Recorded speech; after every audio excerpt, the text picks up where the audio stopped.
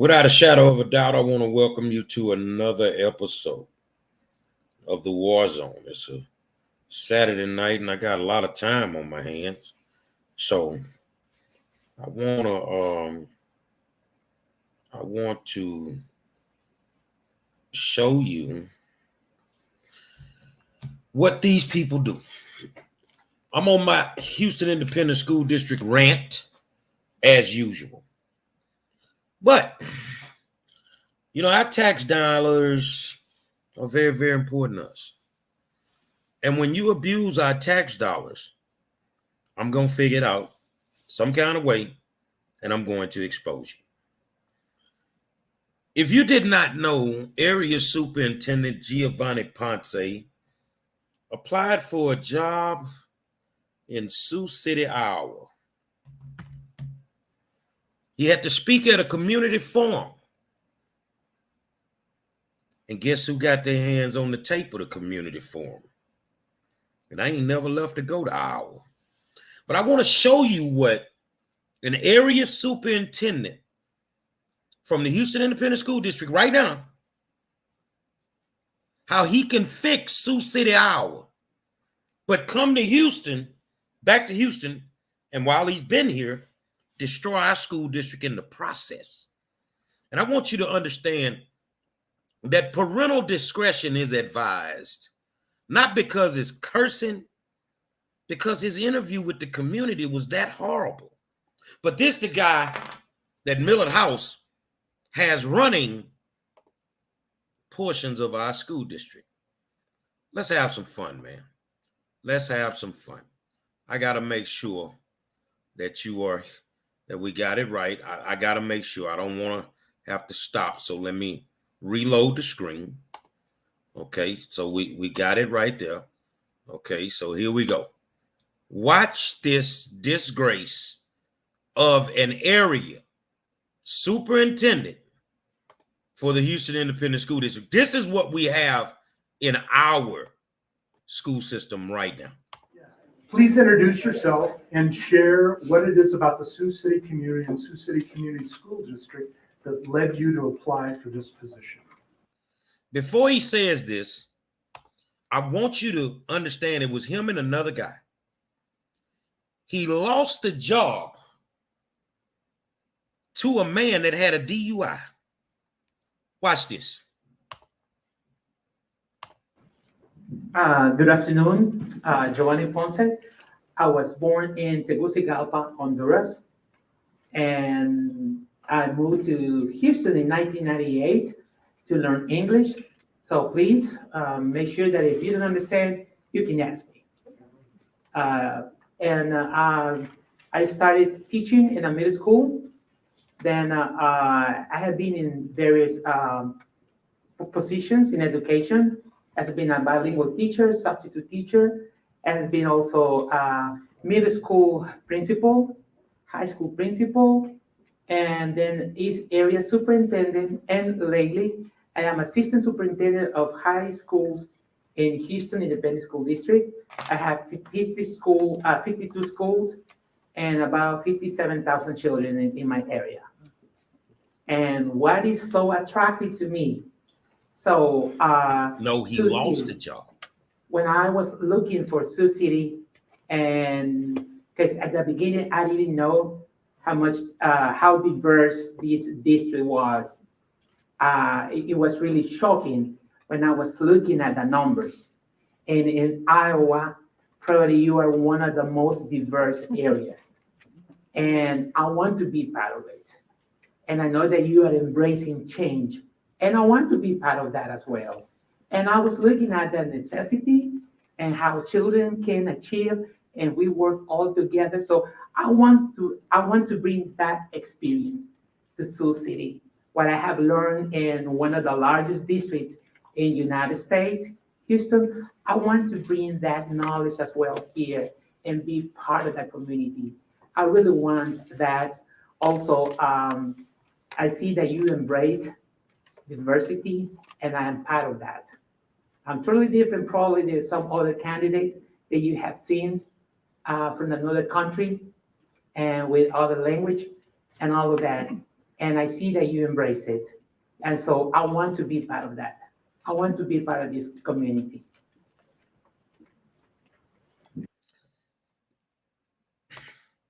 This motherfucker look like a straight up clown, man. He wants to embrace diversity, but you can't educate Latinos and blacks in Houston. Let's go.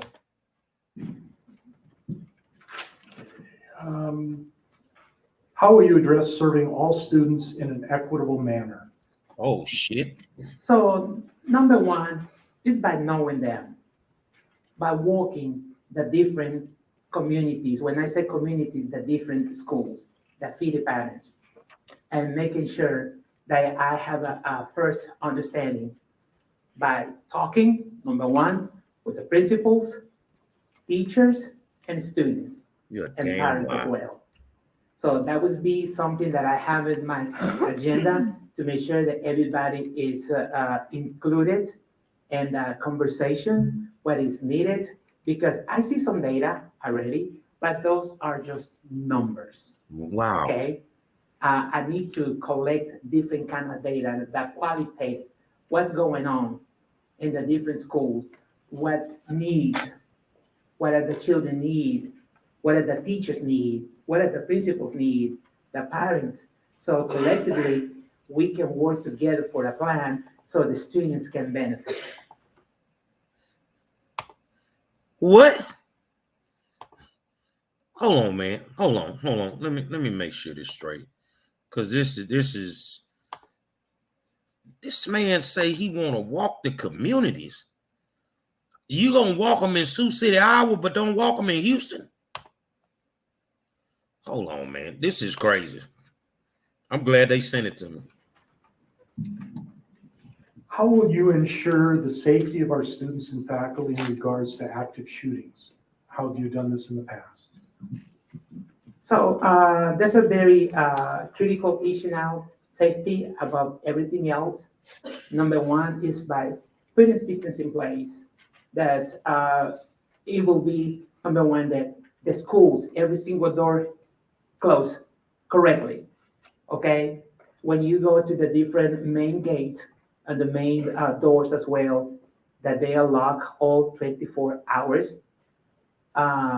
And that when people will come inside the schools, we're gonna have a system, I don't know, I have seen that you have cameras where you can push that all of them are working. But at the same time, we have to provide, you have to educate children as well, because sometimes children, they put some kind of stoppers, so they will go outside, they will come inside. So we need to make sure that they understand that that is a big no.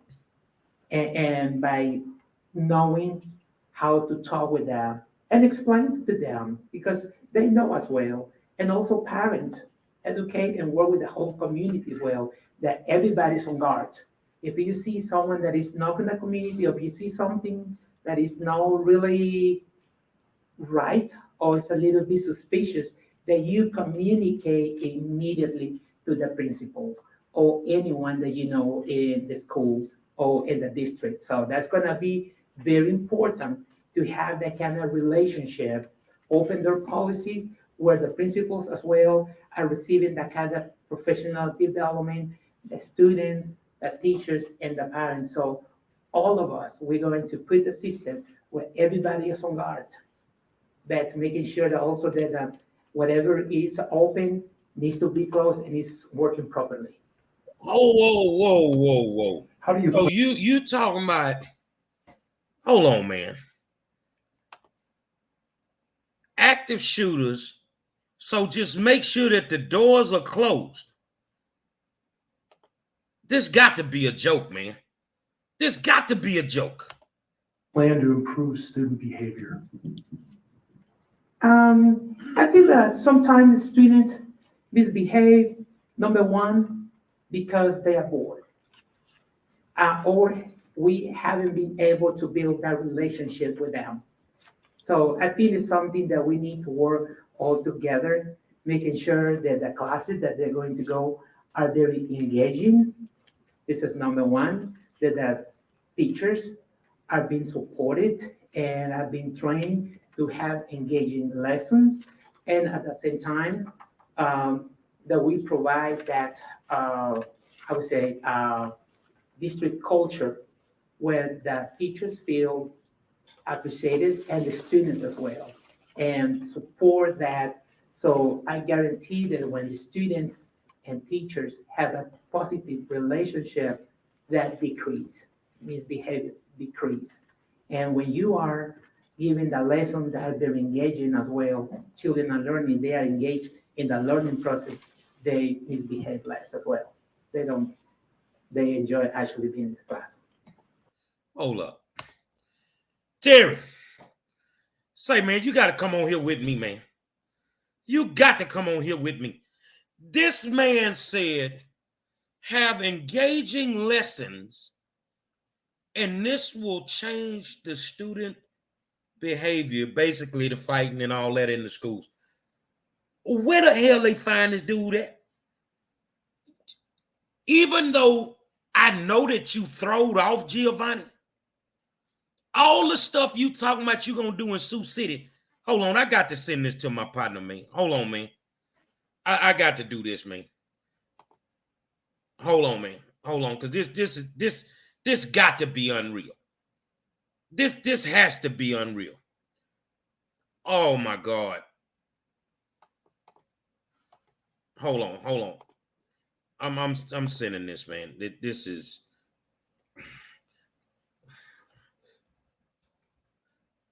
Hold on.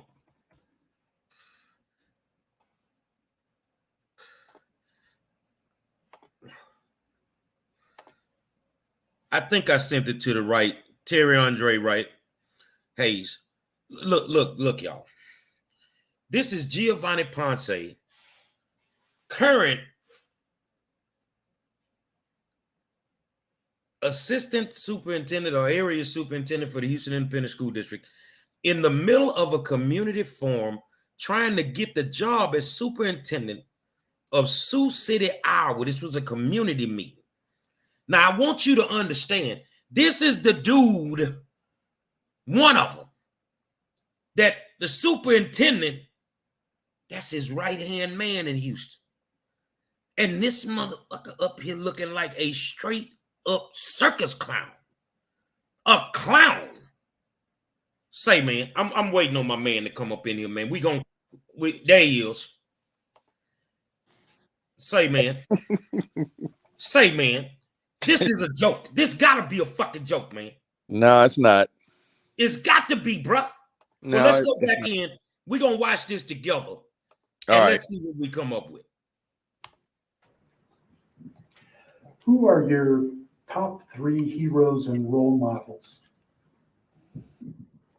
Okay, I have number one, my mom. She raised 6 children in poverty. Although we did not have money, we were very rich in love and caring. And that's exactly what I want to bring to the table. A leader, there's a loving and caring leader and person. That's just number one. Number 2 is Mother Teresa. I admire her for serving the community. And my number 3 is MLK. This is 3. And I carry a picture of them here in my wallet. Okay, another similar question. What are the last 3 books you've read? It is one that is called Isaiah. I just finished that. And this is the prophet. But they were talking about his personality. I just finished that book. The other book that I just finished is a leading a district with explicitity and candor. I just finished that, almost done with that. And the other book that I almost done also, it's also from the Bible. Someone gave me a book. There is Judges. And what I'm looking at, that kind of leadership, effective leadership. and faith. Because honestly, to move to a community that I don't know, I have been the whole life in Texas and then Tegucigalpa, and even weather different. I will need a lot of the support and faith because I believe in education and I think that I can do it. So I have been lately making sure that mentally I'm ready for the change. And so what I bring over here is going to be with candor as well. Say, man, you know this dude was a horrible principal at Jones High School. Dr. Kenneth Davis had to do his master schedules for him. He was at Jones? He was at Jones. No wonder it's closed. And I had to go over there because there was some Latino kids taking welding and they wouldn't put up a pole so that they could plug in the portable so the kids could take their certifications. And that's when I figured out he couldn't even do a master schedule. But he needs a lot of support, so he reads the Bible. You must be reading the closed devil version of it. Didn't he say a few minutes ago that he wanted to tour the schools and walk around the schools and talk to the teachers and the students and stuff?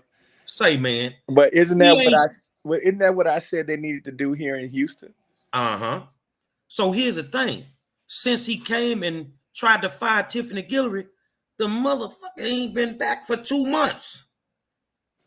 Because he been job hunting. Watch that. Let's see what else he say. Acknowledge.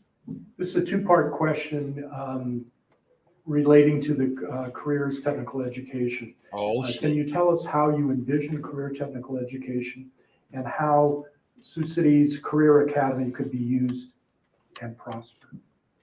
So I am big on that because myself, I went to a vocational school where I earned my diploma for 12th grade, high school diploma, but also I earned HVAC machinist certification.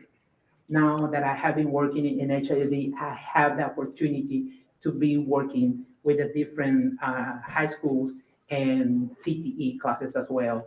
So for me, looking at the children, the necessity that they have, the community, because this is very diverse, but also more than 65% of the children are in fluid reproduced launch.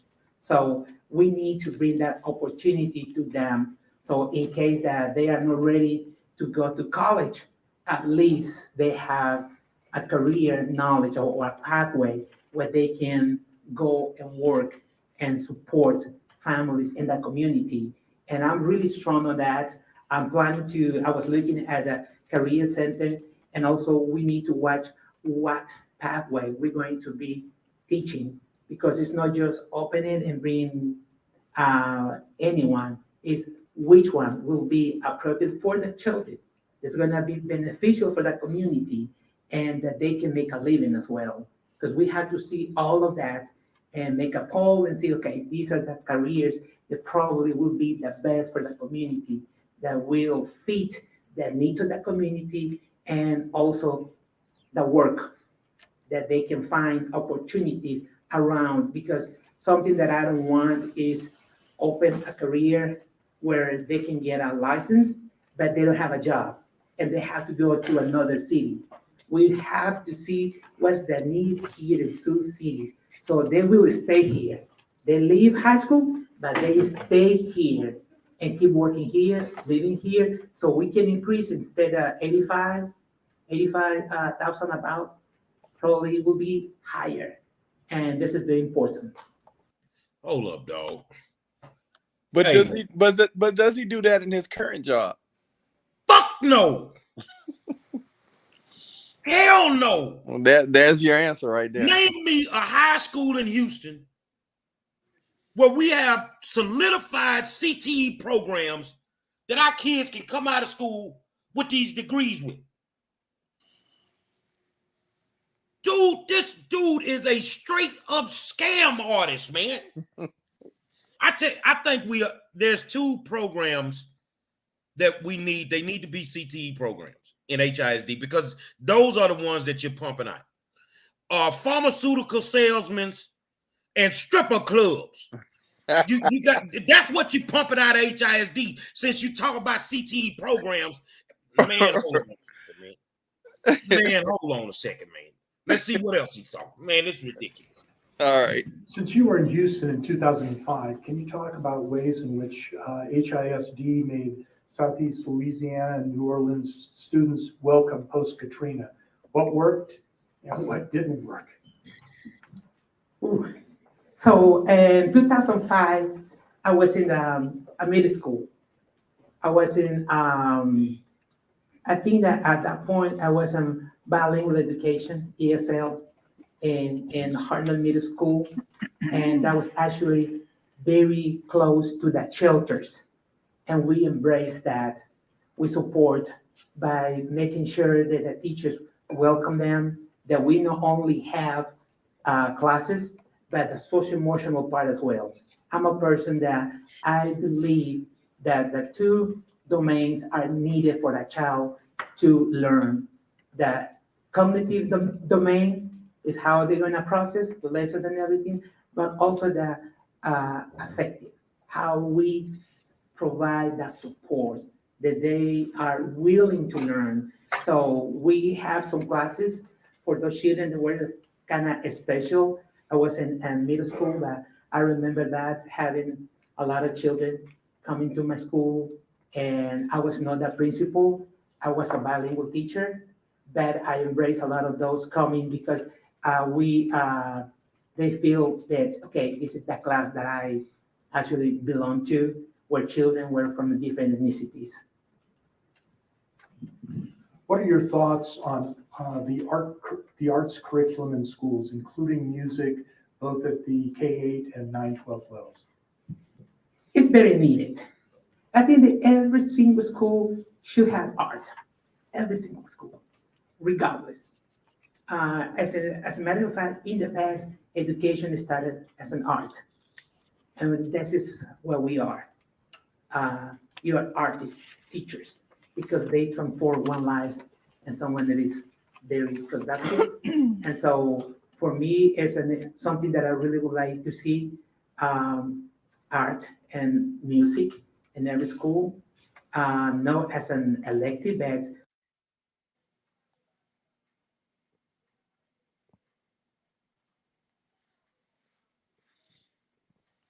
Interesting. Can't hear you.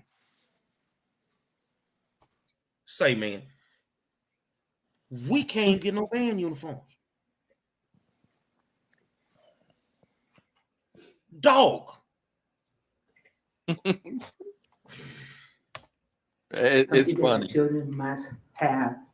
And I see that as a very important. It's a part of life that they should have, and they should know that is something that if it's very well done, that can be also recreational, but also mentally. Children can actually have that mitigate them emotional part through the art and through the music. I'm trying to be very fast because I think that You're lying. You're doing great. I got a lot of questions. okay. How do you support English learners from a sheltered classroom that has a certified ESL teacher to a general education classroom where the teacher is not ESL certified? So myself, I'm gonna talk about myself because I am an ESL person, as you can hear. I'm very strong on that and how I support. Number one, of course, is it will be a dream that in every classroom where we have EL students or EB, emerging bilingual, we have a certified teacher. But in the event that we don't have, we can provide training to the teachers so they can be able to provide the support that the students need. Also, something else is having peers. Children learn a lot from other peers as well. So it's going to be an initiative that the whole community, when I say community, is the whole school, principal, assistant principal, teachers, and everybody else. We're going to embrace them. And if we don't have a certified teacher, we're going to have training. We're going to have training. We have that because. Well, hold on, man. Don't you work in HISD? Yep. How many substitutes a day y'all running in y'all school? Too many. So that means we ain't got certified teachers. Most days. Motherfucker, this dude here, man. If we want, we can do it. Together, we can do it. During the past week, how many buildings and classrooms have you been in your current district? So the last week, I was in a training, professional development. You said exactly that last week, or because I'm really, Asking I really visit my months. schools, and so I am a person that I don't want to learn from somebody else. I want to learn myself, making the real deal, and this is by walking the classes, walking the schools, having conversation with the teachers. But sometimes I don't go straight to the main office. I go straight to the classes and hear and see what's going on, because that's what I cannot approach or address something if I don't see it. First source. The first source is by going straight where the things are going on, the classes. So last week I was out for several days, but I was 2 days in classes and in school. So expect that from me. I really work schools. So you mean he's just walking in the class? He's just walking into schools and then walking in the classroom? When the last time you seen him walk in yours? I'm just asking. I mean, because most schools are locked. You know, they're locked on from the out to the outside. So, Well, you know he got a badge. He can get into schools. okay. The So only time this motherfucker come to a school is when he coming to torment a principal. So he's just walking in the schools and then just walking in the classrooms and sitting. Straight up line. Let's see what else he say. All right. Okay, what do you feel is the biggest barrier facing the Sioux City Community School District, and how will you address it? So probably, and I'm not saying that it's a big, but we're growing with the different kind of people. Different. It's not like before. I was looking numbers and the demographics, and I'm looking at how that is changing rapidly. And so, are we ready to embrace that? So diversity is something that probably, and like I said at the beginning, Sioux City probably is one of the most diverse here in Iowa. And we need to be prepared because we have children with a lot of needs, not only language. I promise it's not language, but also social, mental health, and economic disadvantage as well. So there are a lot other issues that we need to work all together to make sure that we provide support so that children can be successful.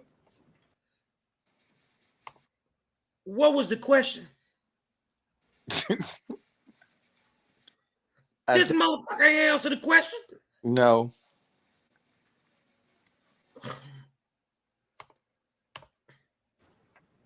This is another behavior question that you've addressed, but it's got a little different twist. What is a preventative plan to behavior problems that you would recommend that decreases or serves as an alternative to suspensions that our students are currently experiencing? That's a good question. Like I said at the beginning, by building that relationship with the children, I think that is the most important part. When the students know that they are learning, that teachers care about them, I promise that they will not misbehave. Because that is important when everybody know that, oh, my teacher care, and I'm learning, and the teacher is teaching. that is going to decrease. Because several times the students are a little bit acting out because they are bored, because we are not meeting that. There is no very engaging lessons. So this is something that we're gonna work with faculty and staff to make sure that the teachers are prepared for our children, different background, all of them, not only one kind, but every single one. So that's going to decrease. So the way you stop the bad behavior in schools is to have teachers that care about the kids. Yeah. When in Houston, all y'all do is send them Latinos and them blacks to alternative schools. They asked him for a preventative plan, and that's all he got. He don't have one. Wherever he come from, they need to get him a motherfucking Uber and send him back. You've addressed ESL, it's another English language learner question. You may want to expand some. What programs do you have in place when you have a student enrolled from a different country that doesn't know any English? So back in Houston, we have a several. We do have a whole department that is called multilingual, and we have a dual language. We have a shelter in place, shelter education, but bilingual immersion and traditional one as well, where we look at let's say if it's in an elementary school, some classes will come right with the native language. We have someone who is certified, and the other classes part is going to be native. If it's in Spanish, it's going to be Spanish or any other language, and the other ones will be in English. Some other classes. So let's say 70 native language, and the other one, and we keep increasing. That's just one. We have others where it's totally immersion. When you don't have, we call ESL techniques, where our teachers, our students, they are immersed in only one language, but we have techniques for them to understand, and the teachers support the children through ESL support. And we have some others that is dual language, where the children are enriched in both languages, English and the other language that they have. In this case, we do have not only, because several times when we said bilingual, everybody said, oh, Spanish, but no, necessarily. We have some communities in. Say what you saying. Is he answering the question? Fuck no. No. Dude, that's over our high schools in HISD. We in trouble, man. In Houston, where is Mandarin, we do have that as well, or Arabic as well. So we have all of that, and we have some other are Vietnamese as well. So we can support that through techniques, and it depends. If we have a teacher who is certified, let's say bilingual, then we can have a traditional, because students who manage their first language, it's easier for them to acquire the second one. But if we don't have that, then we will have to put them in another that is ESL, is classes with techniques,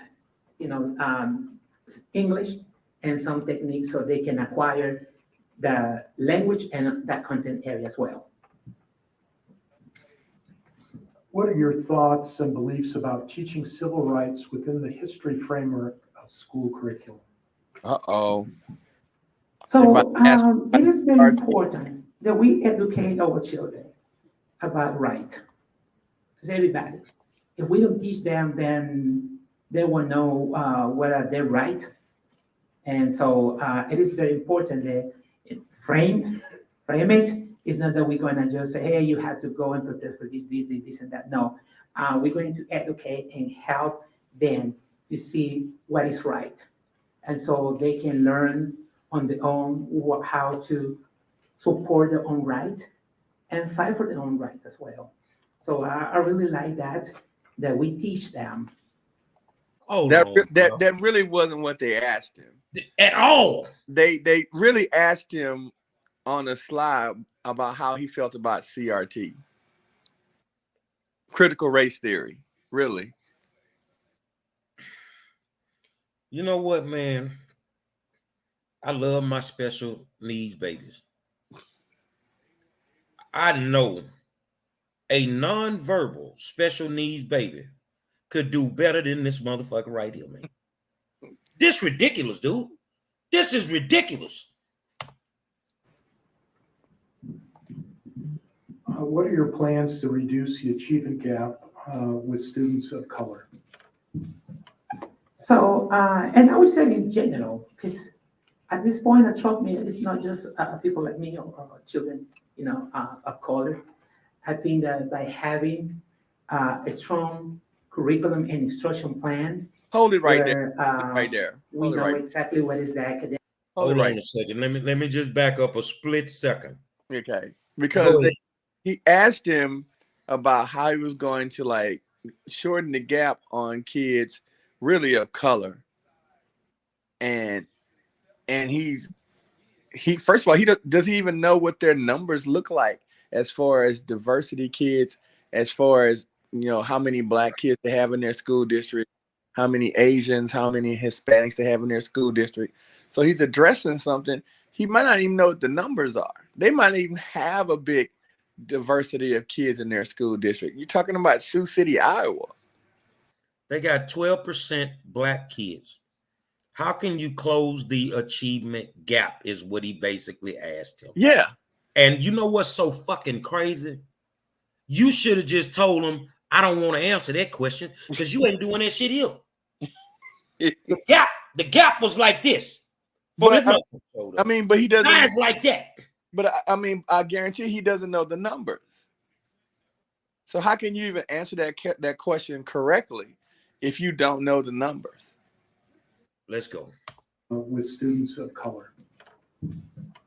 So, and I would say in general, because at this point, trust me, it's not just people like me or children, of color.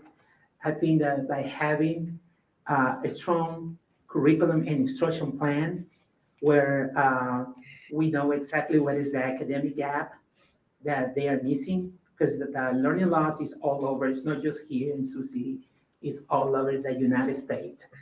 And so number one is knowing correctly what is needed, whether they are missing through data, and then we can modify that curriculum and instruction, how they're going to learn it, and making sure that teachers also are being trained and that they know the data, that they know their children, and also staff and administration.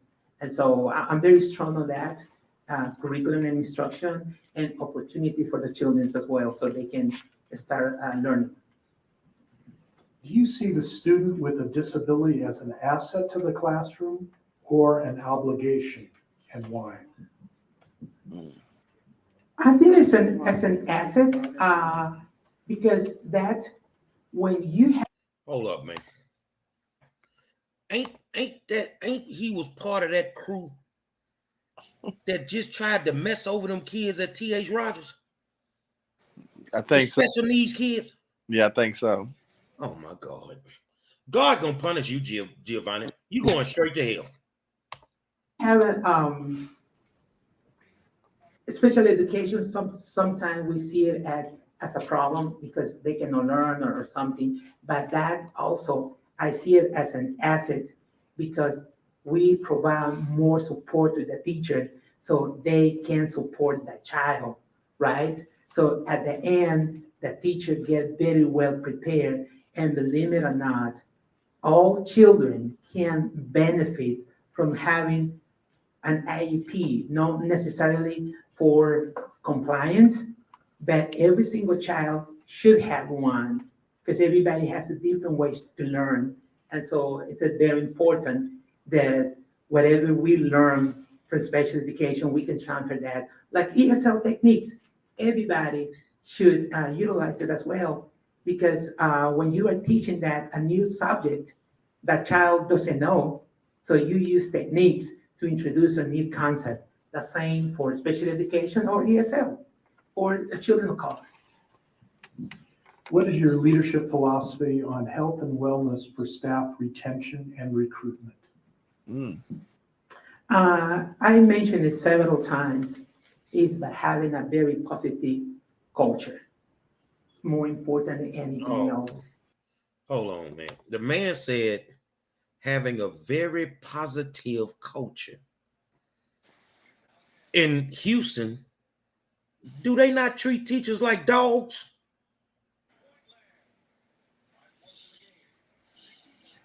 You devalue them, you don't pay them enough money, you stress the hell out of them. That might be what he means by positive culture. I don't think teachers are paid well I throughout the. think that when you are in a place that you feel that you are appreciated, Oh my that God. you are being heard, and that you are part of that decision, and that you feel that you belong to the culture and it's positive, I think that that will keep you in the school and will attract others. Because the people who make the big marketing sometimes is not an announcement, it's not a tweet, it's us. When you tell others, oh, I love my school, or I love this place. They treat me well, I am part of the community, I have a voice and vote, and I can go and talk, and they listen to me, and I am appreciated. And so that's exactly what I'm trying to do here. How have you worked to support LGBTQ students in your previous roles, and how will you continue or begin this work to support LGBTQ teachers, staff, and students? He should ace this one. So I'm very inclusive, and I include everybody. I respect everybody. And we have been, also, I have friends from different orientation, background. I respect that. And I'm trying to make sure that they are included as well. Any decision, and if we're going to have, let's say, clubs and everything, and they are, hey, we want to have a club. Yes, everybody included. I believe that. I respect. I have several friends with different backgrounds, different orientations, and we are very close. And I think that this is the same thing that we need to bring to the schools, being very, we have to respect everybody's opinion and everybody's orientation and beliefs. My God. What is your position on offering mental health services in schools?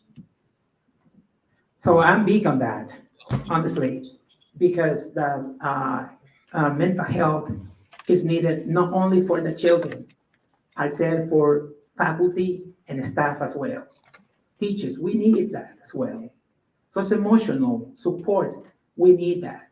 And teachers, students, and somehow have how we can collaborate with other entities so we can provide that to parents as well, at large. I think it's needed, and I'm going to support that. He One of the didn't say biggest.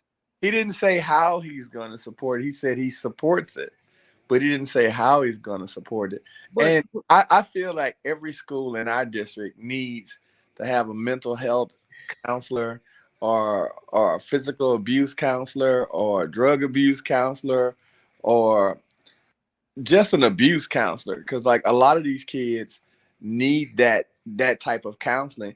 But it's not just the inner city schools, it's just about all the schools in HISD. And from what I understand, they might have them in some schools, I don't know, but they don't have them at mine. But man, Miss Yates just went to the board meeting last month and said we needed a mental health counselor at Yates. The black schools ain't got none of the shit he talking about. But this the dude that's over our high schools. yeah. Oh my God. We are one of the most property poor districts in school districts in Iowa. Do you have any ideas or suggestions to help overcome this problem? Property poor districts, we have one of the lowest evaluations. That's the properties, right? So I was looking at the taxation, how you tax, property tax and everything. And I was looking also at the map, and I know that means resources. But before we can make this attractive so that we can increase, we have to pretty much making sure that the school, because everything is about school, trust me. When other communities and other people that live in other places, they see that we have really good schools for the children, they would like to come over here. When you see a lot of people trying to come over here, the prices will come and start increasing. And that's why it's very important that every community, we do have highly effective schools. So parents or other people want to move to those areas. And when you have people that want to move to those areas, the value really increase. So that's why it's So very important to have highly. is he saying we build bigger, better schools and they'll draw more people, and then thus the taxes will go up because people will pay higher taxes, and thus your property value will be up? Is that what he's saying? That's basically what he's saying. To me, what he's saying, if it applies to Houston, that the hell with you poor people over here. Just send your kid to this big ass school over here in this rich neighborhood, and we'll take care of them academically. I mean, That's because what I'm hearing from it. it sounds like he said, well, we'll build bigger, better schools, and that'll attract more people who will be able to spend more money, and we'll draw more tax income. Didn't we just build a bunch of fucking schools here? Yeah, and aren't we about to think about closing a bunch of schools too? They got the right motherfucker in the interview, I can tell you that. Effective schools in every area. Here's a situation. You've just learned that some district personnel are in non-compliance with IDEA. How would you handle that non-compliance? So number one is we have to see what is that we are missing. If it's on the document, a report, or that actually we are not providing that support. So there are different ways that we can see at it. So before we give we're gonna go this route, we will have to see what is it. Because sometimes it's just one paper that someone didn't sign it, and we are not in compliance. And we see it that it's not in compliance, and it's a big deal. But what about if it's that we are not giving that support? You have all papers, and everything is signed, and it's this big, but support is not being given to the children. So that is something that we have to work all together and see that what we say that we're gonna do with the child is actually being given, and the support is being provided. And from that, I'm gonna learn, okay, what can that we are not in compliance, so we can work all together to be in compliance. Did he What are ask some of the best ways to assess Sioux City's? Say that again. I'm trying to figure out, is he addressing a student being in compliance or the school being in compliance? I kind of got confused. It's the school. The question was about the school being in compliance, or the district personnel not in compliance. Yeah, How do you deal with that? I got confused because he started out that way, and then he ended up on a student not being in compliance. I don't know. Okay. You know, when you born and you hatch out of an Easter egg, these are the type of answers you give. Given, and the support is being provided. And from that, I'm gonna learn, okay, what can that we are not in compliance, so we can work all together to be in compliance. What are some of the best ways to assess Sioux City's district's special education program? Something is very important for me is inclusion.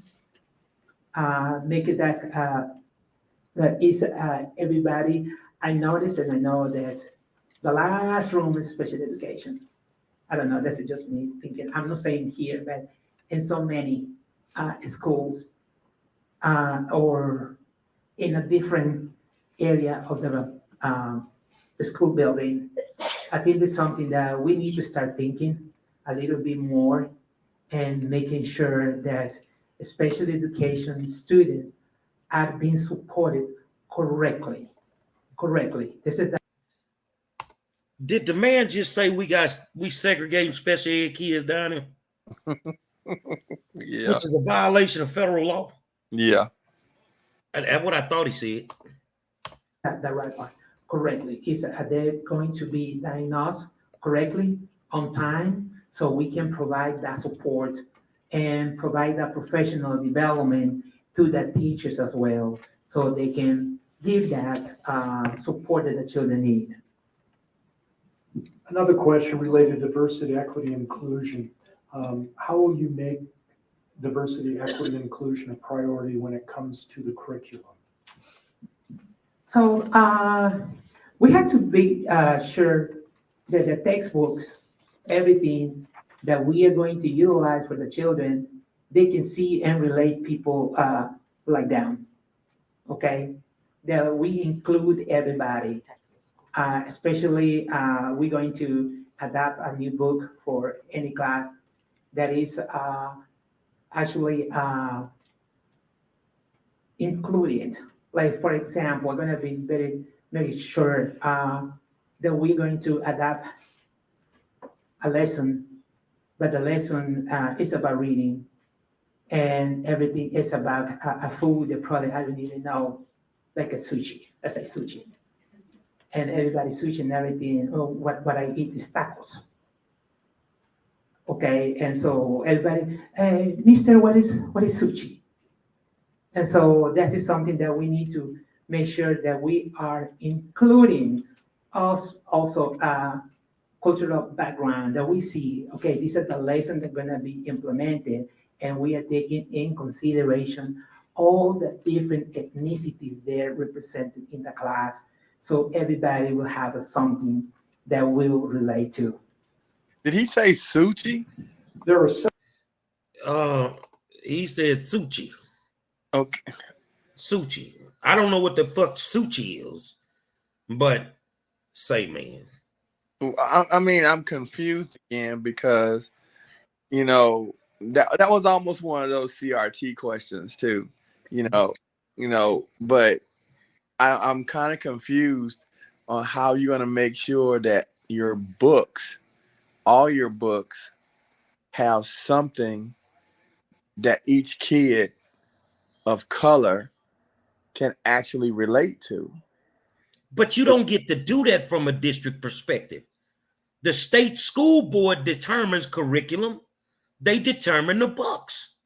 My mama would not call him ignorant.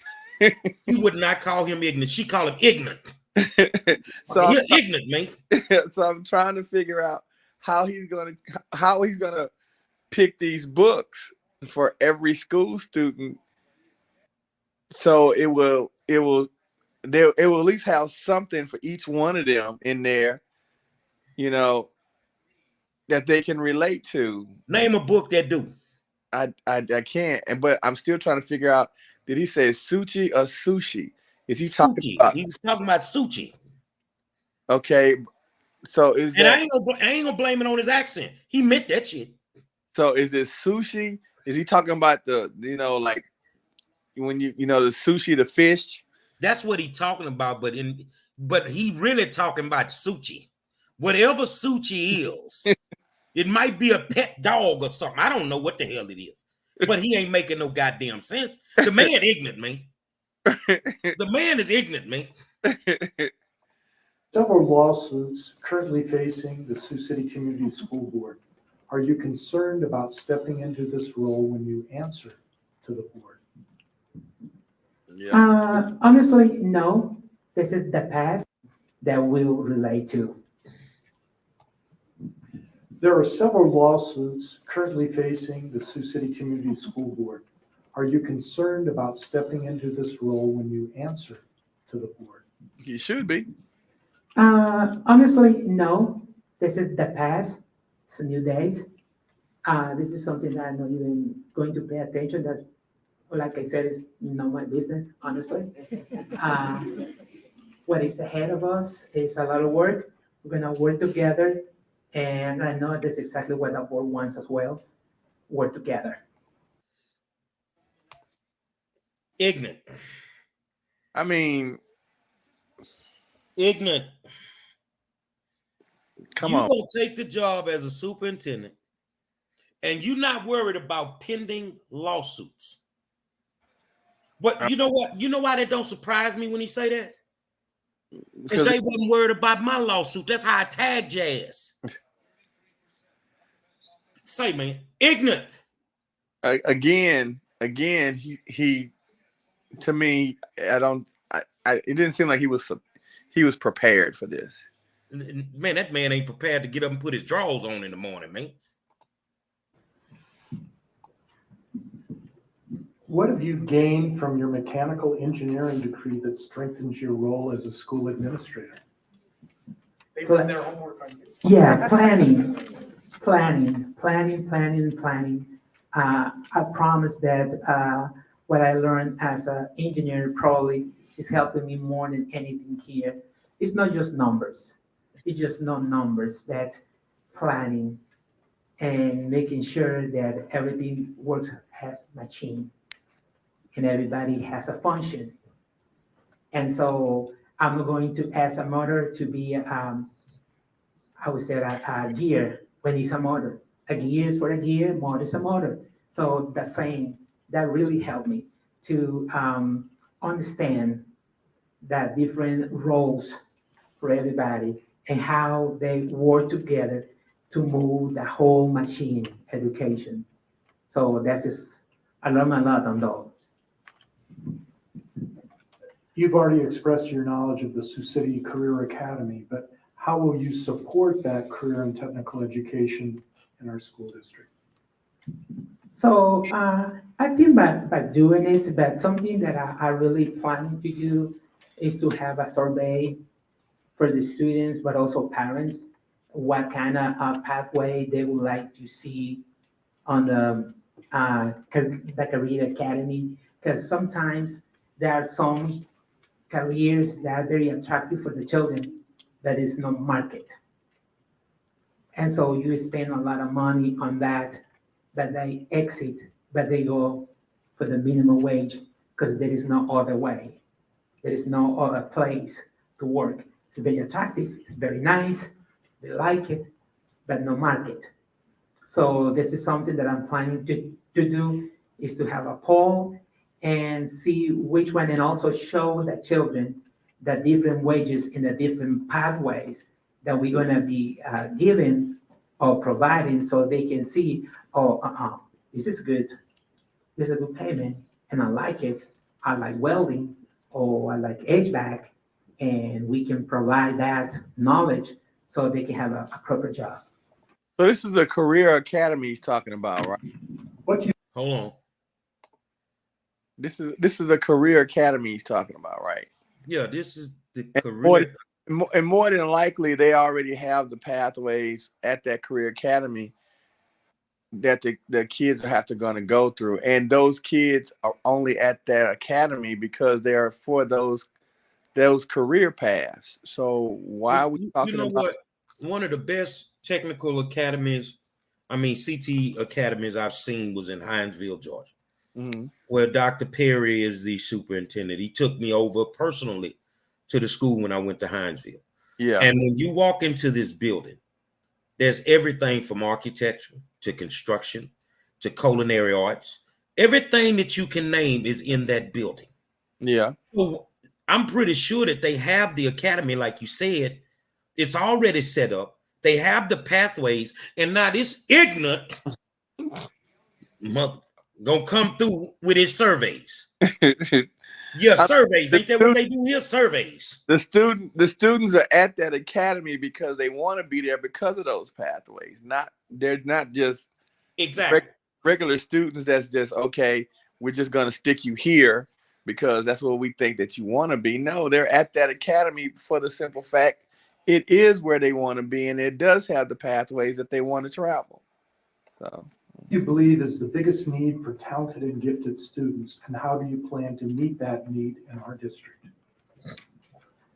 I think that moving children from the comfort zone, if they are gifted and talented, I think that before we actually just give a lesson, we have to know also the children, and also how are we going to provide that kind of lesson they're going to make feel that they are learning and growing as well.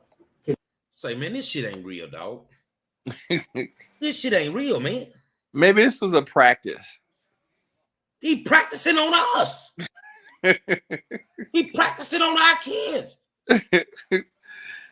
Maybe this interview was a practice interview. This the real Joker from Gotham City, man. This got to be the real Joker, man. This a joke. This is not real.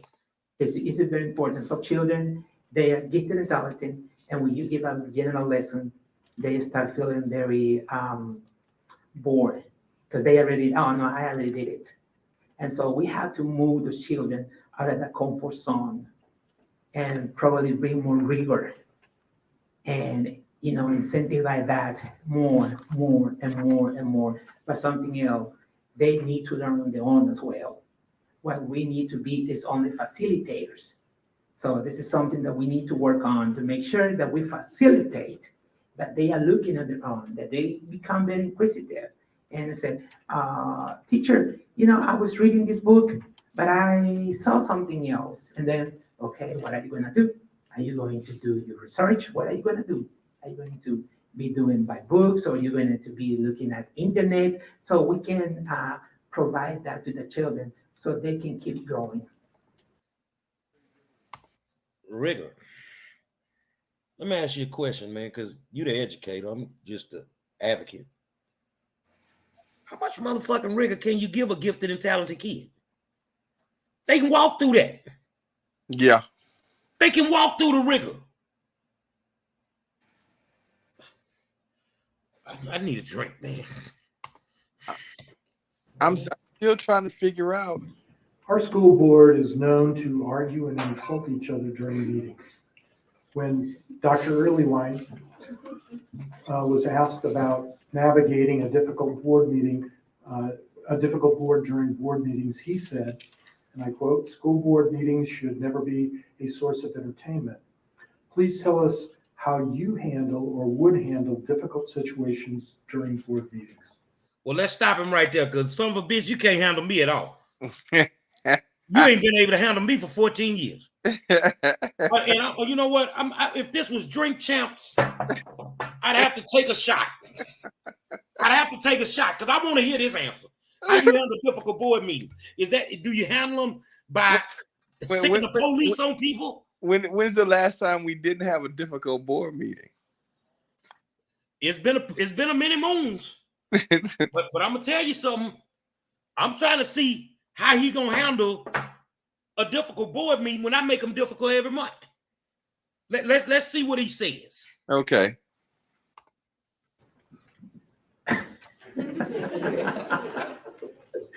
So board meeting is their meetings, it's not my meetings, right?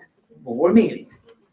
And no, but I think that before we put that and teachers, because I really don't want that the faculty, the community be watching that. I think that will be a good opportunity for us to build that relationship. It is okay to disagree. It's normal, right? It's not normal, but not actually insult each other. I haven't seen it, honestly. So, what? What? Oh, that's a good one. Say, man. That's a good one. They know he lying now. They done seen the news. You saw what happened in our board meeting, and this man just said he ain't never seen that. Let me tell you how you handle a difficult board meeting. Well, maybe he hasn't seen it up close and personal. Maybe he must didn't have no eyes. I mean, maybe he wasn't in a board meeting that was like that to where. He was there that night we went off. And Oh, it was very difficult in there that night because they went into closed session for like 4 hours. And we ordered like 60 pizzas. We ate them in the boardroom in defiance. And then we set it off. How do you handle a difficult board meeting? It's simple. You call a point of order. You call a point of order. If that does not work, you lean over to your board president. Why don't you make a motion for us to go into closed session? You get up out the room and you deal with the difficulty at a different time. You let them calm down. does the school board have a parliamentarian that basically calls the order when things get out of control? No. Any board meeting can call for a point of order. Okay. And the night we went off in there, that's where they made the mistake at. They didn't call for a point of order. They didn't. Okay. So let's hear this lie. Let's hear some more of it. Okay. In that, what I have seen is that they want the best for the children. What I have seen so far is that, yes, we may disagree, but we're gonna work out these all together as a team of 8. And so that's gonna be really, I don't see it as a challenge. I see it as an opportunity. That if we work together, all 8, and we have that communication, because I will be representing schools, everything is happening, they're gonna be supporting that initiative as well. So we will have to work all together, all 8. And yes, we may disagree inside, but once we come outside, we're gonna come with a solution and everybody with the same focus, students. My God. These next 2 questions are very similar, so I'll try to combine them. Our school district is known for its diversity. In what way would you work so that all groups and cultures are represented and welcomed in the district? And how do we get parents, no matter their culture, involved in their children's education? So something that I'm planning to do, and I have been saying, is by engaging everybody, making sure that everybody's inclusive and decision, everybody's including, building that relationship. If it's with parents, I'm planning to have coffee with the principal. I'm a coffee drinker. And it's going to be in the different pathways as well.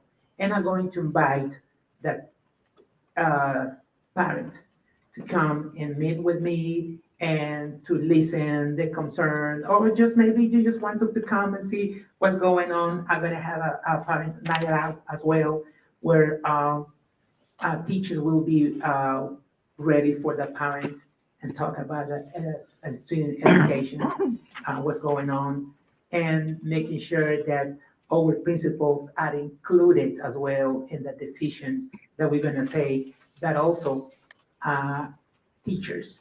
So it's going to cascade from the top to the bottom. Everybody's going to be included.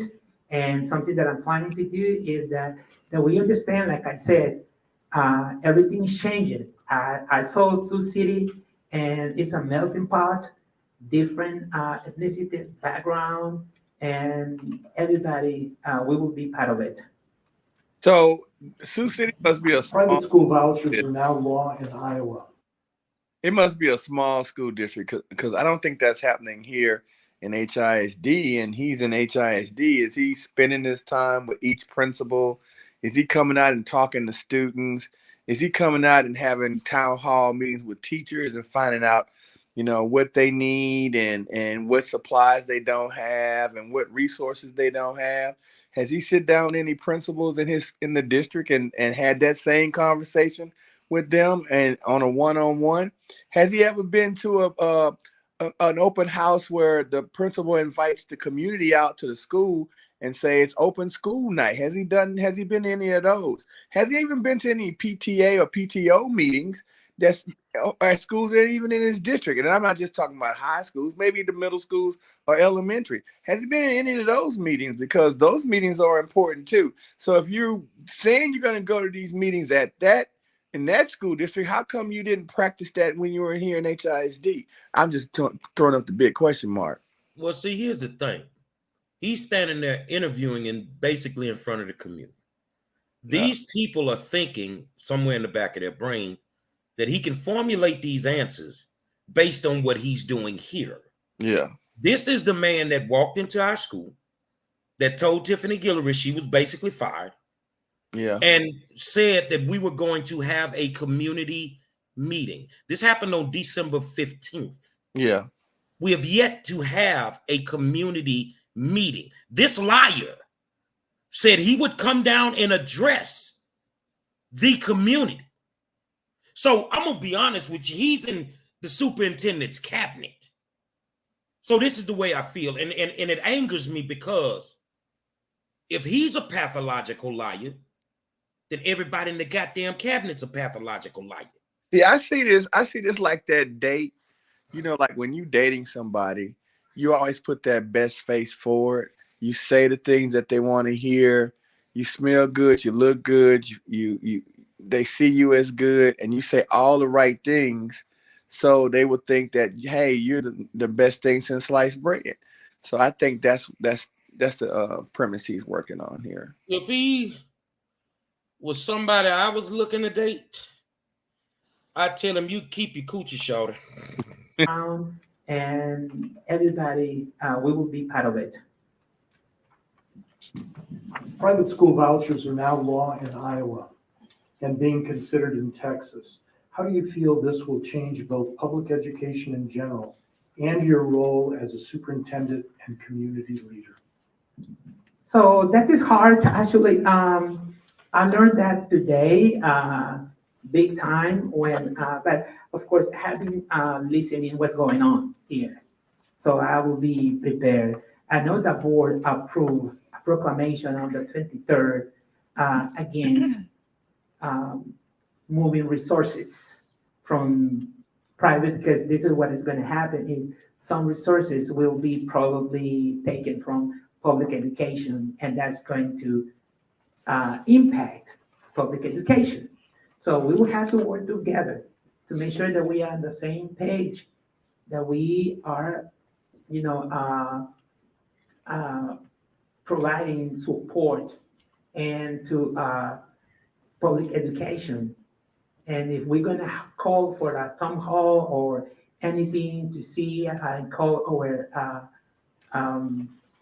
legislators, and we're going to call them, I would ask parents to be ready to support me as well. And we're going to fight that together, because that's going to impact schools. We already need more resources. And if we keep taking, it's going to be really deep impact, and the children will suffer at the end. What are your ideas for improving district-wide test scores? Oh my God. Cheating. Improving? Question. Okay. I'm really not a big supporter of testing. I'm not. And everybody. Hold on. Wait. Did he just say he's not a big promoter of testing? Yes. Because that's all it seems like we do. Seems like every time I turn around, we're holding some type of test. Keep talking, man. keep the motherfucker's gonna turn me into an alcoholic, man. I mean, it seems like every day there's some type of test or some type of exam or something that's going on in our schools. You know, Unbelievable, dude. Unbelievable. Oh my God. Hold on, man. They looking and probably. The only way is when you really teach and you totally forget about testing, the children learn more and the scores start increasing. Man, still hold on, bro. Hold on, bro. Cause I'm looking at we test so we can get more funding. I mean, that's the way I see it. It seems like we test so our schools can get more funding. Cause I'm not a big advocate for the STAR test at all. I would rather see us do the SAT or the ACT before we do the STAR test, because I feel like those two tests help our kids move forward to the next level and go to college.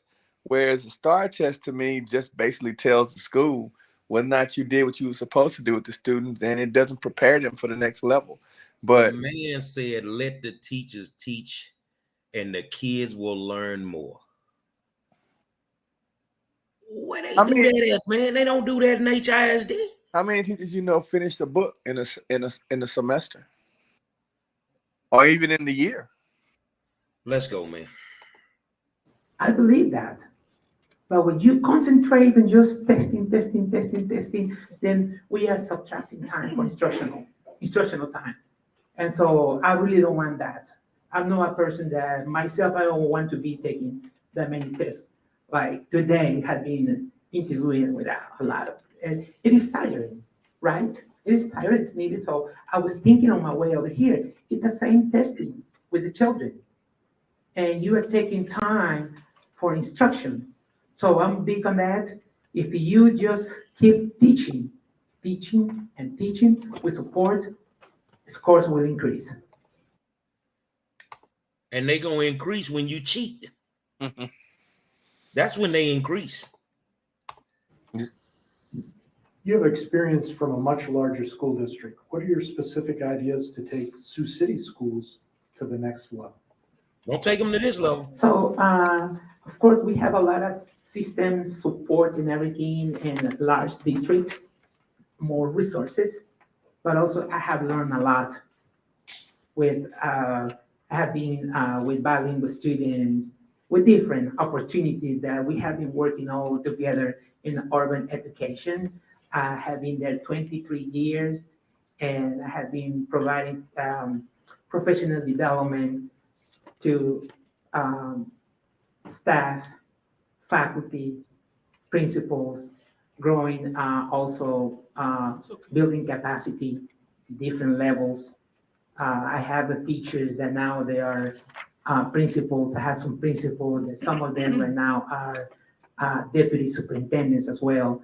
So I know how to build capacity. So I know how to look for resources.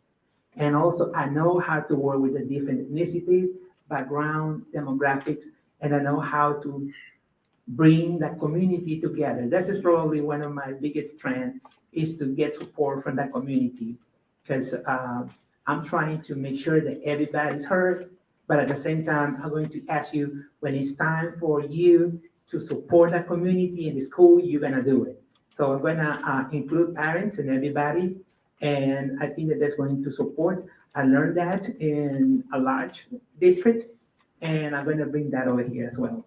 Man, this So, man is so, The big. so, same so thing. can What was so the can he help? biggest strength?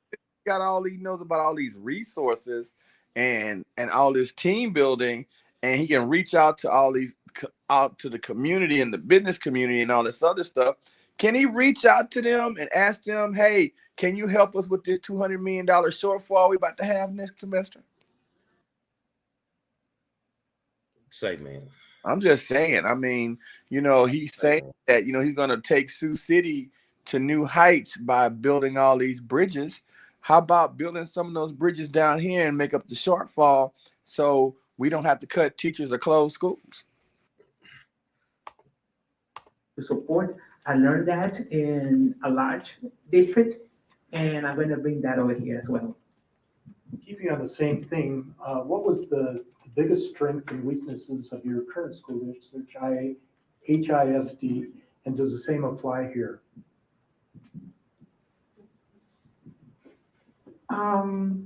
Sometimes perception. When I talk about special education, I was looking at accountability for Ain't years, talking about them. and apparently we have some schools that are no meeting the standards, federal standards because of special education. So that is a concern. That is not just here. It's also in other districts, my own district as well. Either because compliance, and like I said, sometimes it's just a signature. It's not even that we are not giving the support to the children. So what I have learned that I see it here, that's why it's going to be easier for me to navigate that right now, special education, because I know that can be a little bit stressful when you look at the data for them. And so we're gonna work on that together. He didn't answer It's the a fairly question. easy one. No, we didn't. Are you ready for Iowa winters? And do you see this as a long-term job? So if you look at, I don't know how many of you have my resume.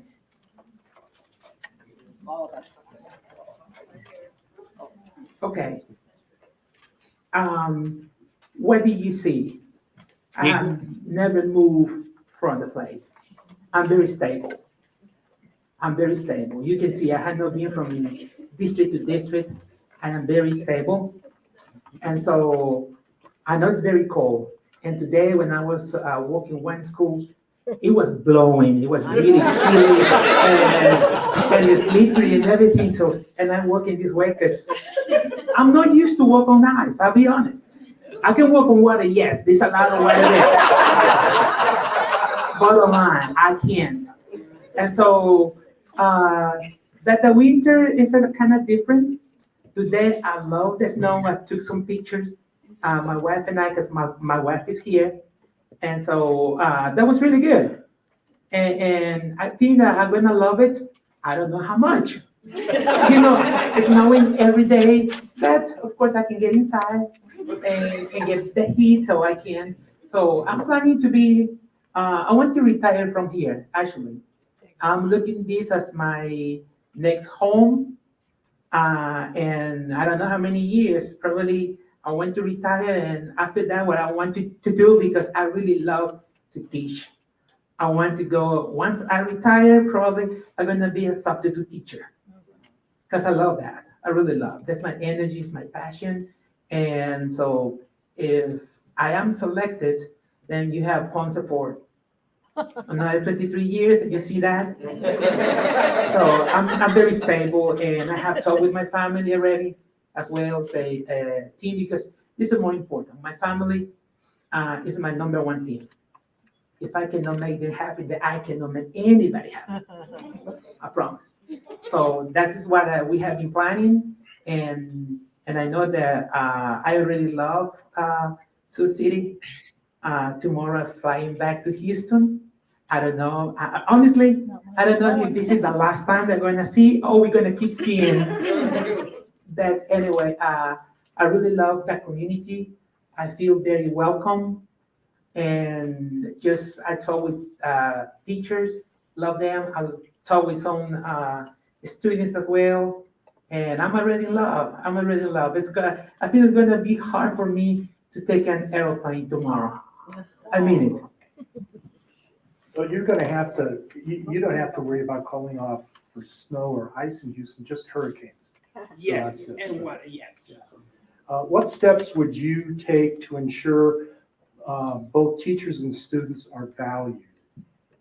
I think that has been over and over. It's just by listening, and making sure that they are part of that decision making. Any decision that we're gonna make, they're gonna be part of it. Teachers, very special. There is no education without good teachers. Happy teachers, happy children, happy parents, happy community, and happy superintendent as well.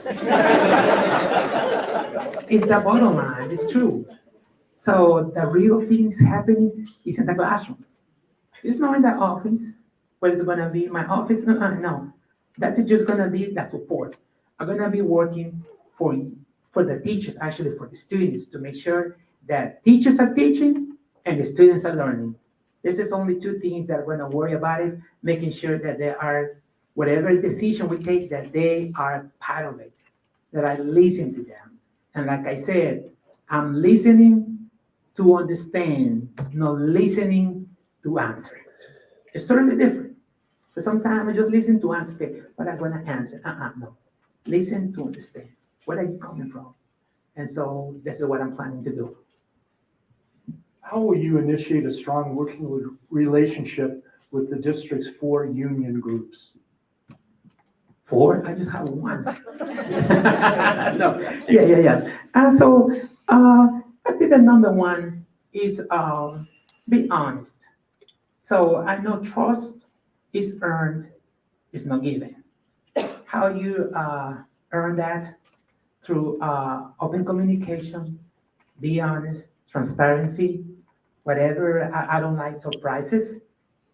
And any decision that is going to be taken, we need to be at the table. So we listen from all the different background, and because if I'm going to take a decision that's going to impact teachers, they need to be aware of it. They need to be at the table because that's going to impact them. It's not that, no, I'm going to just take it. No, I'm very inclusive. I believe in how everybody represented and listening to everybody so we can find and hear everybody so we can find common ground. That doesn't happen in I'm HISD. sorry, but Say it again. That doesn't happen in HISD. Is everybody being heard? Is everybody being asked? Not at all. Again, he's doing the, you know, if I feel good, look good, smell good, say the right good things, I'll get the job. That's all. That's what I get from this. He's Maybe almost he did done. learn something about the problems that we do have, and maybe he thinks he can't fix those problems here, but he can take what he's learned from here and maybe apply it there and help them fix their problems. Maybe our problems are too big for him. And thus he's just said, okay, well, I'm going to move on to a place where I can help make a difference. It's just we've gotten closer to you getting on that airplane. This is the last question for tonight. Yeah. What do you consider to be your greatest strengths as a superintendent? So me, I'm a very honest guy. Motherfucker. I'm very honest and genuine. What you see right now is exactly what you're gonna see in 2 years, in 3 years. And Trash. whatever I preach, I live. It's not I'm gonna just say it. And when I get out, it's somebody else. No. I believe in teamwork and building relationship. You're gonna see it. You're gonna see me working with the community, engaging with the parents, with the students, with the teachers. I want to participate, be part of that. So that's exactly, and I think that this is one of my strengths. Probably not being a speaker, not. I can speak a lot. Yes, it's different. Yes, I can be all day here speaking. But what you see is what you're gonna get. I'm very honest, transparent, and I like to communicate. If I'm gonna take a decision, everybody will know, and I will listen from everybody. I'm a student-oriented center. Every decision that I take is for the children. And if you want something that's not going to benefit the student, then we'll have to think twice and go to the table that if it's for the children, yes, let's go and do it. That's a great conclusion. We thank you very much. Again, I really think, hold on for a minute, because I'm trying to plug my phone up here. Again, I think that maybe, just maybe, he has learned a lot in his tenure here, but he can't apply it the way he wants to. I'm giving him the benefit of the doubt. I'm saying that he sees the problems here and they may be too big for him to fix. Maybe he doesn't have the resources to fix them. But in his move to Iowa, or his trying to move to Iowa City, he sees something that he may be able to fix, and he may be able to take what he's learned from here that he couldn't do, and go there and make a difference. But again, I'm giving him the benefit of the doubt. That's all. In case you're just tuning in, we just watched over an hour of an interview that Geovanni Ponce had with the community of Sioux City, Iowa. He applied for the job to be the superintendent. He made it to be a finalist with another man who had a DUI and ended up getting the job before him. They would rather hire an alcoholic than to hire Geovanni Ponce. I will say this, that he's a certified certified. I believe in my heart that he does not have the skill set to be a superintendent in anybody's district. I believe in my heart that he went there to tell them exactly what they wanted to hear. But 98% of the questions he never answered. He never answered. And you can't see, the thing about it is, my daddy used to say it, and when you're 14, 15, you don't understand it. But when you're 55, you clearly get it. You can't bullshit a bullshitter. And them people sitting out in that audience, they can tell fluff from the truth. I was trying to decide on whether they were laughing with him or laughing at him. They were laughing at him, bro. Okay. I'm gonna be honest with you, man. That is the worst interview that I've ever seen in my life. Me not even being a superintendent, or you not even being a superintendent, could have answered every one of those questions totally different, could have answered them definitively and gave better responses. This is a man that Millard House has entrusted to be over our high schools, where our kids come in the 9th grade and they're only reading on a 3rd grade level somewhere. So how do you close the achievement gap? He never answered it because he doesn't know the answer. Well, I mean, applying the questions that they asked about their school district, and again, I said it seemed like to me he didn't know the district itself. He wasn't prepared with the numbers to answer their questions. I think he went off a lot of what he would say he wanted to do in HISD and how he would fix it if it was an HISD. But again, when you're saying that you're going to fix it in HISD, you have to look back at okay, did you do it when you were in your previous job? Again, a lot of the questions that they asked him, I don't think he was prepared, and I don't think he had the numbers to fix those or really answer the questions truthfully.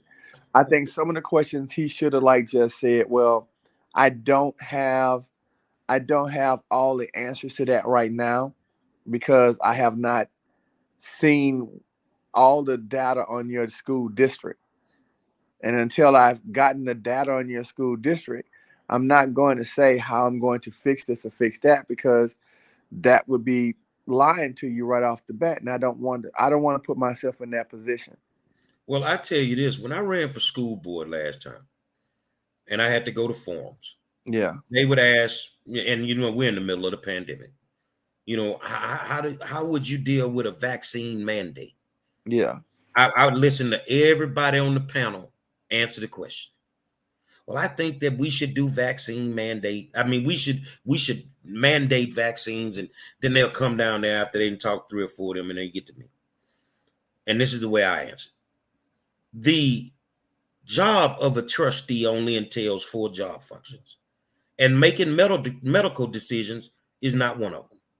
So therefore, I will decline answering this question because any answer that I give you would be false. I don't have the ability to mandate anything. That is up to the superintendent. That is up to the governor of the state of Texas. But I will not make medical decisions.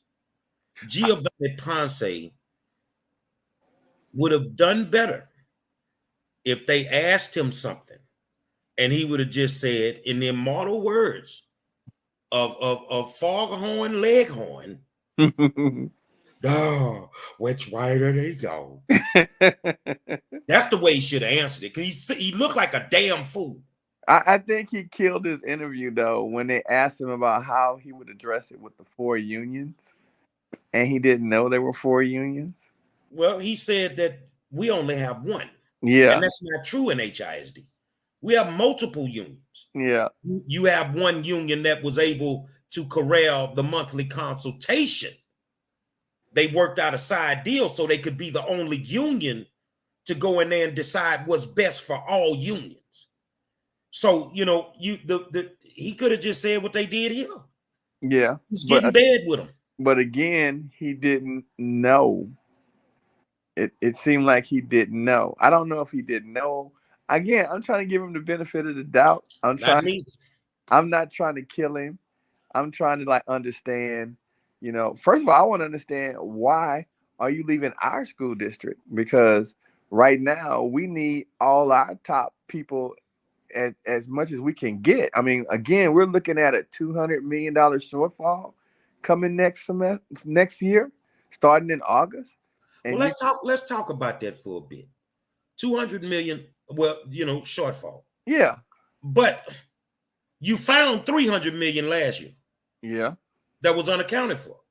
So how do we have a shortfall? That's a good question. Geovanni Ponce is leaving because, according to what I understand, in a couple of weeks, maybe a month, TEA is coming. They're all trying to find an escape route. Yeah. And this is not the first one that applied for a job and didn't get it. The thing is this man does not have the wherewithal to be a superintendent. Well, let's get back to the shortfall, because the shortfall, they keep saying, and it was said in the news, it's because of our attendance. I mean, we're steadily losing students each year or each semester. So how do you increase it? How do you increase enrollment? I would say you would increase enrollment by having programs that are interesting to the children that go to these schools. I mean, if you got interesting programs, things that's going to keep them excited about coming to school, you know, and it's not just, doesn't have to be about sports, because it used to be that, you know, if you got a great sports program, if you got great sports going on, then kids will come to your school. But it has to be more than just sports. You got to give them something that's going to make them want to get up, come to your school, and actually be there after school and continue to do things in after school activities. We have kids now that don't even they have no after school activities, and the programs that you do have, they're not even interested in. I mean, so yeah, they're going to go to programs in schools that are interesting to them. And if they're in our district, they're going to go to those schools. If they're not in those districts, their parents are going to move them to where it's going to make them feel like, okay, I can get a better education here, and there are programs that's going to stimulate me mentally and spiritually. Well, spiritually, they need God in HISD, because these devils done tore it up, man. You have Woodson on one side of the street. You got Kip on the other side of the street. When the kids were in Woodson, they couldn't learn. They couldn't get the test scores. The parents pull them out of Woodson and take them directly across the street to Kip. I mean, don't forget we got another high school right in our backyard too. Yeah, but they take them across the street, and the same kid that couldn't learn in Woodson is blowing it out the water. Yeah. So what makes well, let's just be honest.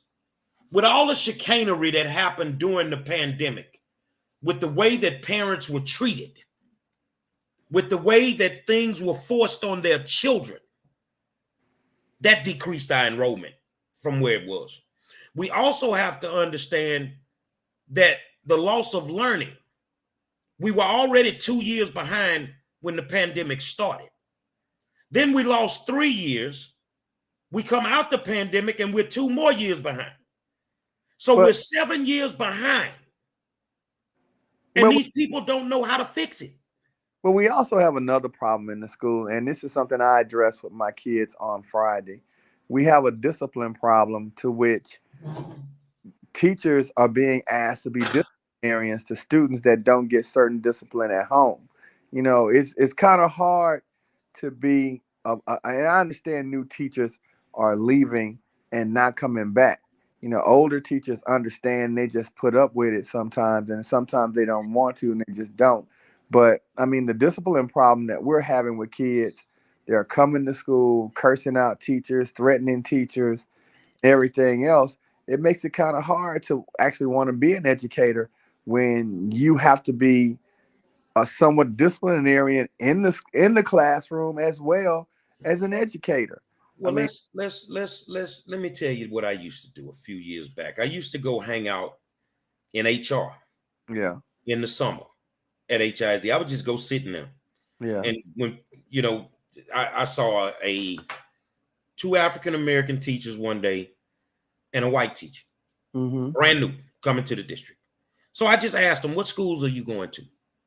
The white lady say, I'm going to Pin Oak. The two black teachers, I said, what schools are you going to? Oh, well, I'm going to Attucks, and I'm going over to North Forest. mm-hmm. First of all, you're an older educator. It's too many rookie teachers in the toughest schools. And the kids know they rookies. They're fresh out of college. They don't look that much older than the kids. So the respect is not going to be there. But when the kids walk in your classroom and they can see your gray strings on your beard or something, they know this is an older man. He's not going to put up with the foolishness that I normally can get away with in that rookie's classroom. The mistake that HISD is making year after year after year is they're putting too many rookies on these tough ass campuses. They're putting too many rookies on these tough campuses. So I don't know if people understand that you can, you fresh out of college and they send you to East Side High School. How long you think they're gonna last? How not long you think these people gonna last, man? not long. So the thing is you got out of education, you went back, but I can guarantee you, knowing you command respect in your classroom. Oh yeah, most definitely. I mean, but the whole thing with that is too. We always say, discipline starts at home, and these kids walk in the front door, and I don't. It's not that it's rookie teachers. Yeah, they might not respect the rookie teacher because the rookie teacher expects them to be children. A lot of our inner city kids are not children walking in that door. They're actually adults walking in that door because on the street, they get treated like adults. They get talked to like adults when they're at home. Like I told you before, I have one student that told me I divorced my parents at 13. And I've been living with my foster parents or my godparents ever since. And he's 15, 16 years old now. Doesn't even know where his parents are, but they're living adult lives, working adult jobs, having adult responsibilities. And then when these new teachers and even some of the old teachers, when they walk through those doors, they expect you to treat them like an adult. Sometimes they come to the school dressed like they just left the club, you know. So what So we did, the after hour. yeah, so I mean, when you get them in the classroom and you telling them, hey, you need to sit down, you need to be quiet, you need to turn your phone off, they look at you like, who are you talking to? You're not talking to me. You're not talking to me that way anyway. I don't know you, and that's kind of hard for a teacher to command the classroom, when you have to deal with that type of non-discipline in your classroom. I tell students all the time, you have a choice. You can either follow my rules, and I made classroom rules and I hung them on the wall. You either follow my rules or you can leave my room. But we're not gonna have a back and forth. You're gonna either respect me or you're not gonna be in the class. And they'll get up and they'll walk out the classroom, you know. Well, And see, me finishing college this year, I'm already getting people, you need to come work in our school district.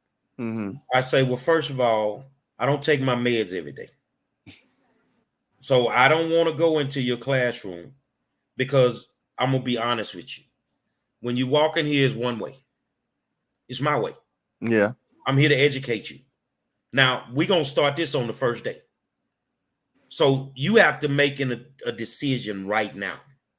If you're in a class with me, you would have to make the decision. Do I want to be here to learn, or do I not want to be here? Because if you don't want to be here, then I need you to go see your counselor so she can get you out this class. Because what you're not going to do is disrupt my class and stop other children from learning. But see, it's kind of hard.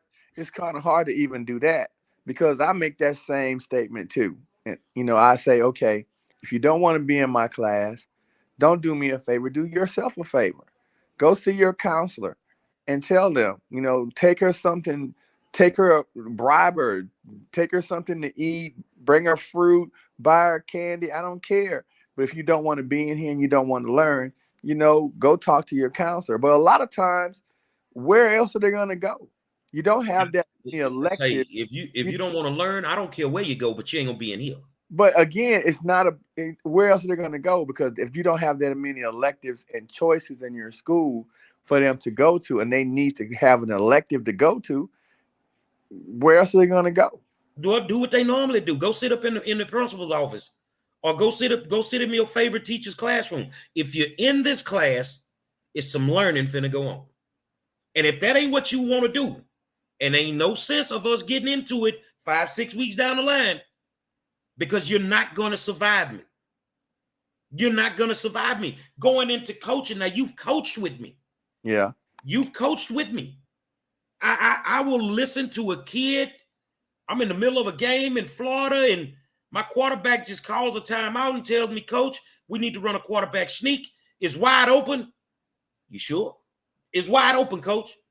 Do your thing. Go run it. I'm going to give you the flexibility as a student to tell me what I'm not doing right as a teacher. I need to know what it's going to take for you to learn what you need to learn from me. You feel what I'm saying? But Yeah. the extras that you're bringing in here, I'm not finna do it. And that's why I'm telling people, well, you could be a substitute. I don't want no parts of no classroom. Yeah, it takes a very strong person to be an educator or a mentor. It really does, because again, the kids that we're dealing with, our kids, I say this to parents all the time. The worst invention we ever gave our kids was social media and a cell phone. Because between social media and their cell phone, that's all they know. That's all they know how to operate, and that's all they want to operate. They spend more time dabbling in their phone, and a lot of times they'll even tell you, "Oh, I'm talking to my parent. I'm talking to my mom," and I'm like, "Why are you talking to your mom?" Well, she's at work and she's my best friend, so what I'll do is I'll text her and see what she's doing, and I'm like, "But you're supposed to be learning. You're supposed to Okay, be." let's role play for a second. I'm the teacher, you the kid. Yeah. Okay, Terry, why you on your phone? Because I'm talking to my mom. Okay, I tell you what we're gonna do. I'm gonna help you with that. I'm here to help you, right? So what I need you to do is go down to the main office and tell them to tell your mama to come pick you up. You need No. a pass? Here you go. Here you pass. I don't want to do I'll that. let you.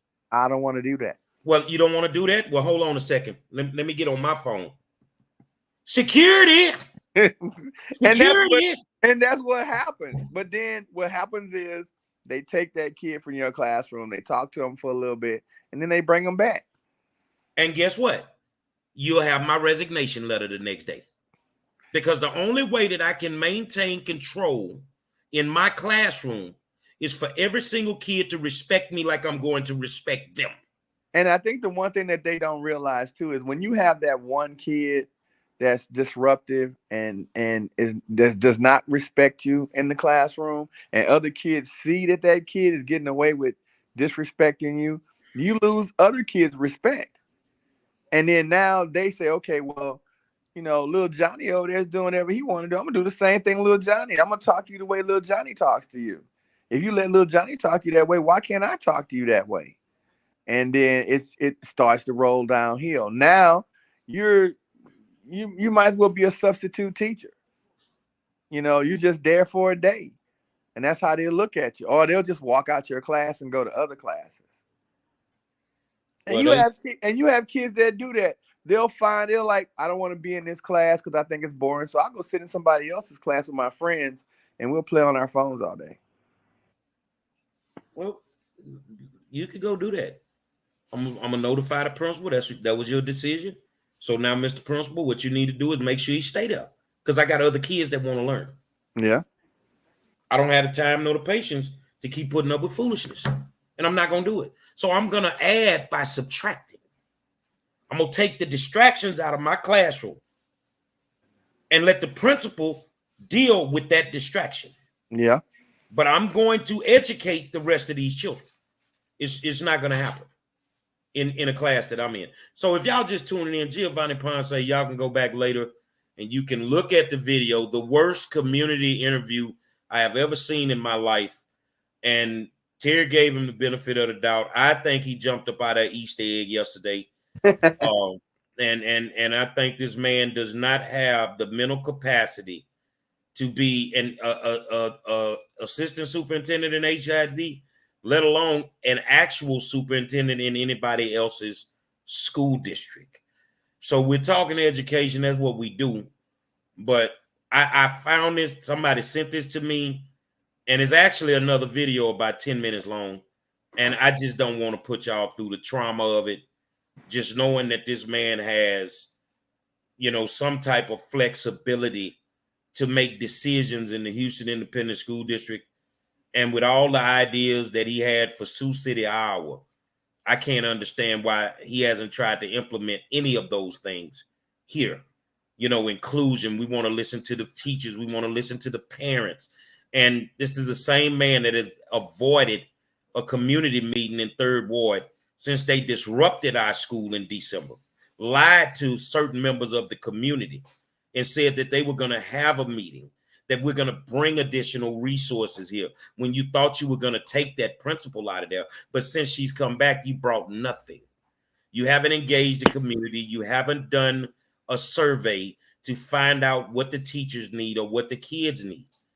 Geovanni Ponce, as well as the full administrative team of the Houston Independent School District, and that includes the superintendent, ain't nothing but a band of bullshitters. Well, again, I gave him the benefit of the doubt. I'm saying that maybe he learned something while he was at HISD, but he's also see the writing on the wall that, hey, I can't fix this. There's nothing I can do here that's going to make it better. And then maybe I can take the little lessons I have learned from HISD and apply them somewhere else and make it better. I don't know, bro. That was horrible. Yeah. But again, that was realistically horrible. Again, I think his preparation was horrible. That's what I think. I think his preparation for the job, and if that's the way you interview, that's the way you interview. He got off the plane, he slipped and slided on some ice, he talked to a few people, and then he went into an interview, and he may have thought this was going to be like a piece of cake, small school district, not going to ask too many questions, need someone with experience to come in and do a great job, and supposedly he has a great resume that they will be interested in, and he thought that would be it, and it wasn't it. He need to quit thoughting then. We need to start thinking and quit thoughting. Because that Terry. I've seen kids interview at McDonald's better than what this man just did.